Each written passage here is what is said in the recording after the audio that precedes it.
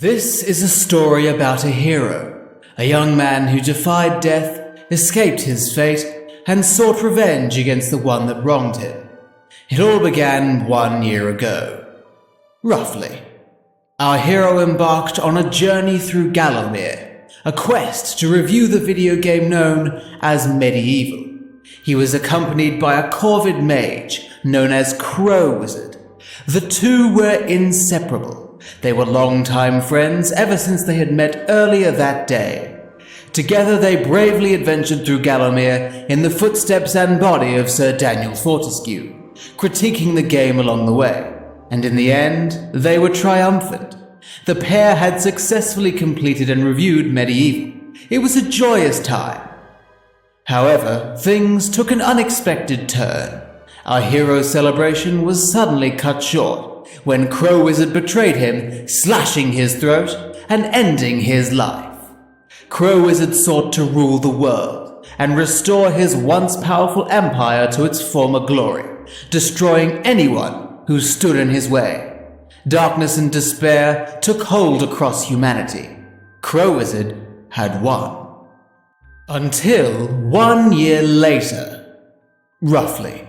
An aspiring dark sorcerer, Lord Palethorn, had been experimenting with evil magic in London, the same magic used by Zarok in Gallowmere long ago. His magic caused the resurrection of the dead, though he was not able to control them. Sir Dan, reawakened by Palethorn, rose to the occasion and set off to stop the chaos. But he was not the only one caught in Palethorn's spell, because somehow the magic cast in London managed to make its way across the globe to the land down under, where our hero's body had been laid since his death 1 year ago. Roughly. Back from the dead with a thirst for vengeance, our hero set out to review MediEvil 2, in the hopes of encountering Crow Wizard so that he could settle the score. Will our hero succeed in defeating Crow Wizard, or will he once again meet a grisly fate at the talons of his greatest adversary? Only time will tell. Also, yes, this does mean that everything our hero has uploaded between this and the first MediEvil was done from the afterlife. Amazing, right? The internet truly is an incredible thing. Whew, I wasn't expecting that. My body's been brought back to life, but strangely, I still feel dead inside. Must be an unrelated issue. But here I am alongside Sir Dan. Sweet Mama Jesus, here we go again. It's been a while since I played MediEvil. It was 1 year ago, roughly. And while it didn't end exactly as I'd hoped, it was a really fun adventure. Pretty good game, I've got to say. So I'm keen to see what MediEvil 2 has to offer. The game begins in a museum where all great adventures kick off. The opening level gave me a pretty good idea of what to expect from the rest of the game, and what I can tell you is that it felt very, very familiar. Sir Dan in particular. It's almost like nothing had changed at all between the first MediEvil and this game. 500 years have passed, and Sir Dan is just as fit as ever. Maybe the key to a healthy life really is getting enough sleep. Unfortunately, while Sir Dan hasn't deteriorated between games, he hasn't gotten any better. The opening level alone caused that signature MediEvil clunkiness to come flooding back to me. The camera is still dodgy, often giving you a very unflattering angle of the room you're in. The movement is still kind of jittery and frumpy. The circle button is still jump, because fuck you and everything you care about. It's all classic Sir Dan. Romping through the museum was good fun though. MediEvil's core gameplay is enjoyable even with its glaring flaws, and it was a blast getting stuck into the formula once again. It really is the same process. You go through levels, killing enemies, looking for items, solving puzzles, and occasionally doing a bit of dodgy platforming to reach the end. The levels are a mix of linear and open, with some requiring you to follow a clear-cut path, and others requiring you to figure out what you need to do for yourself. One thing I can't deny about the first MediEvil was that the levels had a solid logic to them, whether that was in regards to its layout or its item-based progression or its puzzles. It all made sense and it flowed very well. And MediEvil 2 carries that on with levels that are coherent and comfortable. They make me feel like I'm melting into a puddle of fleshy sludge, oozing and gooping and bubbling away, seeping into the carpet below and leaving a massive stain. That's what MediEvil 2's levels are, and I had fun with them. The opening level, Museum, fulfilled that brief, and other levels like Kensington and Whitechapel really stood out to me as well.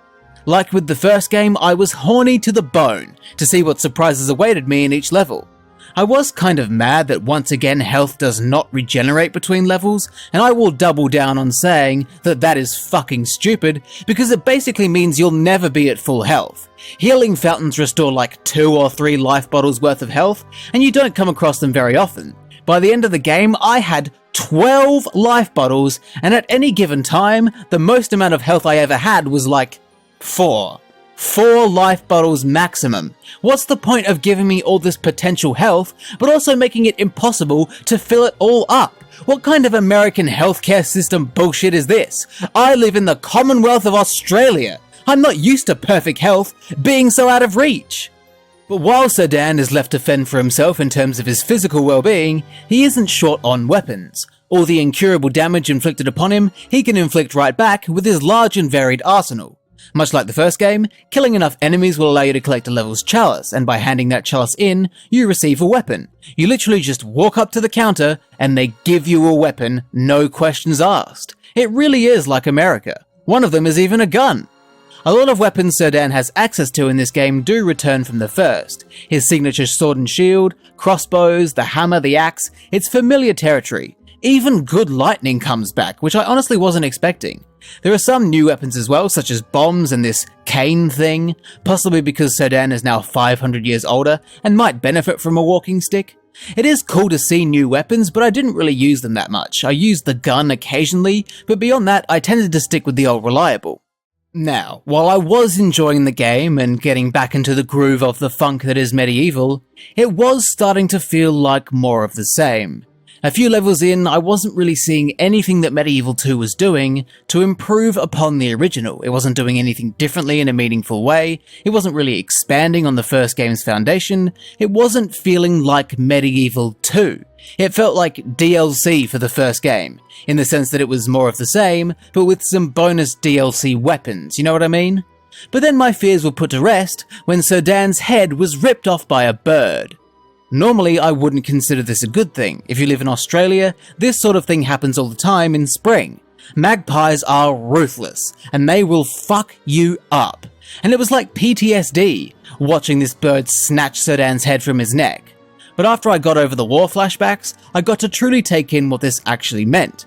MediEvil 2 introduces this split head and body mechanic, where Sedan can willingly detach his head and place it on a small zombie hand. This allows him to move his head through gaps and openings that his full body can't fit through, and do so independently of his body. It essentially allows him to be in 2 places at once, and the game makes great use of this. It adds a whole new layer of potential to the sorts of puzzles and problems you can encounter in the game. The only downside is that Sedan as a head on a hand can't really do a whole lot. He can't jump very high, he can't attack, and because of the lack of a jaw, he can't even give you a half-decent blowy. You'll just have to use the hand he's attached to. The splitting of head and body is a cool addition, and I like how it was implemented, but the thing is, that's the only thing that MediEvil 2 has to offer over the first game. They took everything from the original, and the only thing they could think to do was go off with his head. Having played the game from start to finish, it's the only thing about it that I think is worthy of any meaningful praise, because the rest of it is either the same as it was before, or in some cases, worse. And that's honestly kind of disappointing. It's like going out for tea at a restaurant, but the best thing about the restaurant is the cutlery. It's not what I'm here for, and it's not enough to sell me on it. What I noticed is that MediEvil 2 seemingly made no effort to fix or even address the problems from the original. Everything wrong with the original has been carried over. I've already mentioned some of them: the clunky frumpiness of Sedan's movement, the dodgy camera, health not regenerating between levels, circle being jumped because the developers are evil and like to kick dogs. They're all issues that were also issues in the first game, and I find it baffling that no effort was made to do anything about it. Imagine you're at work and you go up to your boss and say, "Hey boss, the whole office is infested with ants." And your boss looks at you and goes, "Oh, that's a shame." Lunch? Like, do something about it. It does help that the levels are pretty decent. They have some varied themes with some interesting ideas at play. The Freak Show is a good example, which features carnival games. There's Kew Gardens, where you need to protect civilians and cure them of their pumpkin disease. There's Wolfram Hall, where you need to push vampire coffins into sunlight. There are some good ideas here that I appreciate, and the levels were fun to play through. But then that brings me to the game's presentation. The first MediEvil was a video game presentation masterclass. It was brilliant. It had a distinct, well-crafted atmosphere, it had an incredible soundtrack, and it had a lot of charm and personality. Great sense of humor as well. Because of all that, most of the first game's levels are extremely memorable. I can list them all off the top of my head. I won't, but for the sake of the point I'm making, just believe me. But with MediEvil 2, even though I just played it yesterday, I couldn't remember most of the levels without looking back at my recorded footage of the game. I completely forgot about Kew Gardens until I saw it written down in my notes. There's just something about the presentation that isn't working this time. I get that 1300s Gallowmere and 1800s London are very different places, but still. The weird combo of Sedan in a world full of industrial, mechanical, almost steampunk set pieces, including a hovercraft, just doesn't work for me. It's not hitting the same notes. MediEvil 2's levels are lacking in charm and personality. They're lacking that spooky, enchanting atmosphere. I can't even recall what the soundtrack was like. It just sort of faded into the background. And I'm sure it was fine, but it didn't stand out to me at all. When it comes to games where the gameplay is iffy, its enjoyability will often come down to its presentation. Crash Twinsanity is a good example of this. As a pure gameplay experience, Crash Twinsanity isn't the best. It's very flawed and very hit and miss. But the game makes up for it with presentation. It has a unique, memorable soundtrack, it has a lot of personality, and a great sense of humor. The same applies to the first MediEvil. The gameplay was decent, but its presentation was what won me over. MediEvil's presentation packed a punch so strong, I still have the bruise 1 year later. Roughly. MediEvil 2's punch I barely felt, and it didn't leave anywhere near as strong of an impression. And MediEvil 2 needed that for it to stand out. I was also furious that Sedan talks properly in full sentences instead of his usual endearing, unintelligible mumbling. He just speaks normally, and to that I say, no! No! MediEvil 2 has a similar weakness in its story. The first MediEvil had a great story. It established Sedan's backstory as a false hero, and when Zarok raised an army of undead, Sedan took it as a chance for redemption and saved Gallowmere from destruction. It was simple and straightforward as a narrative, but it was enjoyable. MediEvil 2's story? What the fuck is going on?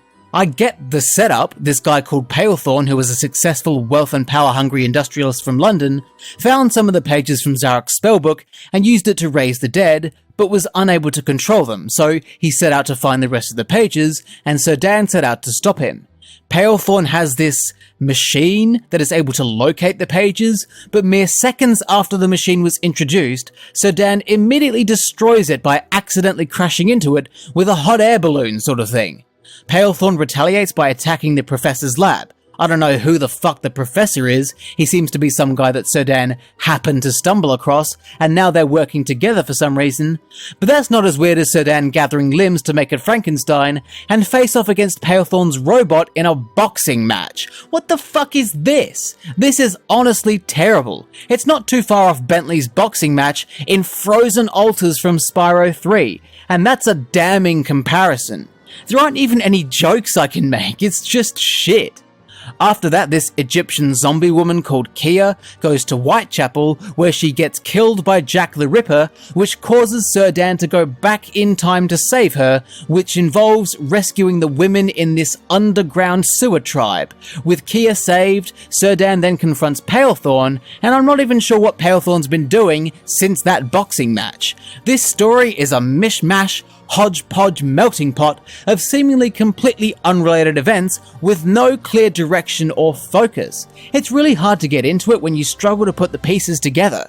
I don't know if I was just having a stroke the whole time, but I had absolutely no idea where the story was going or why it was going there. So I think, at this point, it's fair to say that I found MediEvil 2 weaker than its predecessor, which was disappointing. That's not to say that I think it's bad. I've played plenty of games that are actually bad, and MediEvil 2 is leagues above them. But a league above MediEvil 2 is the first game. MediEvil had all the personality, charm, atmosphere, and memorability that MediEvil 2 lacks. They're both extremely similar in terms of gameplay and level structure, but the first game was just more enchanting and interesting. Sure, Sir Dan removing his head is a cool gimmick, and there are some new weapons as well, but at the end of the day, that only counts for so much. The first game wins on literally every other front. Its story, presentation, and sense of humour made it much more fun and left a stronger impression. Combining that with generally better levels made it a much more enjoyable game. MediEvil 2 didn't fail, it just didn't do as well as the first game. I still liked it, I thought it was good, just not as good as the first one. And hey, at least I wasn't killed after I played it. Which reminds me. With that, London was saved. The home of our hero's ancestors survived the wrath of Lord Palethorn with the help of Sir Dan. Now it was time for our hero to face his mightiest foe, the one that betrayed him 1 year ago. Roughly. The time had come for Crow Wizard to fall. They took to the battlefield.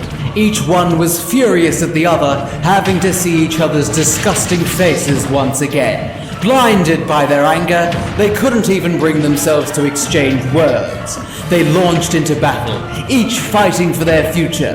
The fate of the world, nay, the universe, was at stake. Our hero fought valiantly against this powerful foe, knowing that he and everything he cared about would be destroyed should Crow Wizard defeat him.